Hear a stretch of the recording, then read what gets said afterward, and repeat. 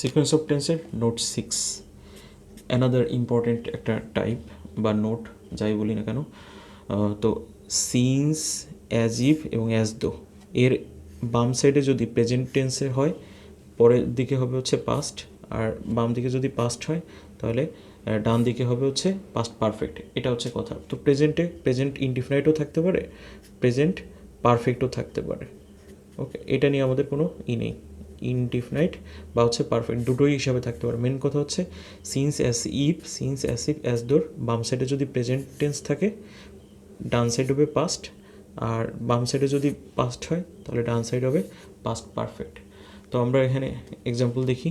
It has been a week since, এটা তারপরে কোনটা বসবে সেটা আমরা দেখতে হবে। তো আমরা এইটুকু একটু ডিসকাস করি যে কি আছে এখানে। হ্যাজ বিন আছে, তাই তো। তো এটা কি প্রেজেন্টে আছে, PRESENT প্রেজেন্ট টেন্সে, মানে প্রেজেন্ট পারফেক্টে আছে। তো প্রেজেন্ট পারফেক্টে যদি থাকে বাম সাইড তাহলে ডান সাইডে কী হবে, সিন্সের পাস্টে হবে। তো পাস্ট কোনটা, এখানে হ্যাড রিসিভড, এটা হচ্ছে past perfect, so past perfect হবে না। তাহলে শুধুমাত্র রিসিভড যেটা, এই যে এটা received, I received your letter, এইটা হবে অ্যান্সার। তো it has been a week since I received your letter, প্রেজেন্টে থাকলে পাস্টে, প্রেজেন্টে আছে হ্যাজ বিন, তো এই কারণে পাস্টে দেওয়া হচ্ছে।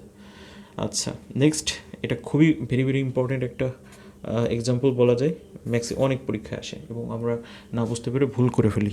তো ভুলটা আসলে কেন হয়, আমরা তো শিখেছি যে স্পিক্স দিয়ে, তাই না, SPE। আচ্ছা, আগে আমরা এক্সাম্পলটা পড়ি। She spoke as if. তো অ্যাজ ইফ যুক্ত বাক্য আমরা জানি যে এরপরে হচ্ছে আমার ওয়ার যুক্ত হয়, তাই না, একদম ওয়ার বা হচ্ছে পাস্টের জিনিস যুক্ত হয়। তো আসলে পাস্টের জিনিস কখন যুক্ত হয়, যদি আমার এই বাম সাইডে প্রেজেন্টের জিনিস থাকতো তাহলে পাস্ট হতো। কিন্তু এখানে কী আছে, স্পোক মানে পাস্টেই দেওয়া আছে, বাম সাইডটা পাস্টেই দেওয়া আছে। সো আমি ডান সাইডে কী করব, যেহেতু বাম side as if, as though, তারপর হচ্ছে সিন্স, এই যুক্ত বাক্যের বাম সাইড যদি পাস্ট হয় তাহলে ডান সাইড পাস্ট পারফেক্ট হবে।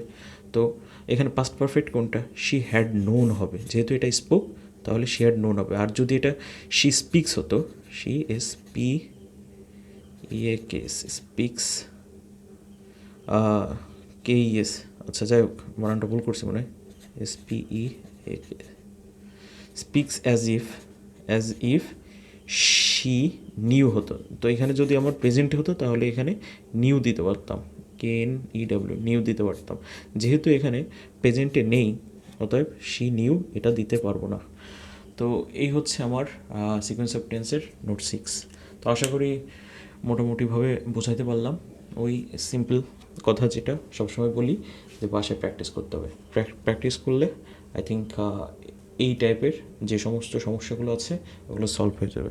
তো সবাইকে ধন্যবাদ, আল্লাহ হাফেজ।